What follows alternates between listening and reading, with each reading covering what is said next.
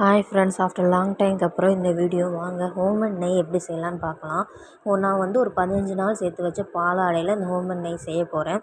இந்த ஹோம்மேடு நெய் செய்கிறதுக்கு வந்து ஃபஸ்ட்டு அந்த பாலாடையை வந்து ஒரு 4-5 டைம்ஸ் நல்லா வாஷ் பண்ணணும். ஏன்னா வாஷ் பண்ணால் தான் அந்த பால் கவுச்சி ஸ்மெல், அந்த கெட்ட ஸ்மெல் மாதிரி பால் கவுச்சி ஸ்மெல் அடிக்கும், அது இல்லாமல் இருக்கும். நல்லா 3-4 டைம்ஸ் வாஷ் பண்ணிட்டு ஒரு சுத்தமான கடாயில் போட்டு ஹை ஃப்ளேமில் வச்சு அந்த எண்ணெய் மாதிரி அந்த தண்ணி பிரியுங்கண்டியும் வந்து நல்லா கொதிக்க விடணும். அதுக்கப்புறம் ஸ்லோ ஃப்ளேமில் வச்சு அதை நல்லா கொதிக்க விட்டு அதுக்கு மேலே முருங்கைத்தழை போடணும். முருங்கைத்தழை போட்டு அதை நல்லா கொதிக்க விடணும். இந்த முருங்கைத்தழையும் வந்து அந்த கவுச்சி ஸ்மெல் இருக்கக்கூடாதுங்கிறதுக்காண்டி இந்த முருங்கைத்தழை போடுறோம்.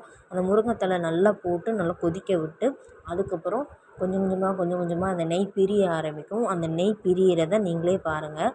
இதை வந்து நான் 15 நாள் பாலாடையில் தான் செஞ்சேன். ஏன்னா அதுக்கு மேலே பாலாடை சேர்த்து வச்சு செஞ்சால் சீக்கிரமாக கெட்டு போயிடும். அதனால 15 நாள் பாலாடையில் தான் செஞ்சேன். Okay friends, next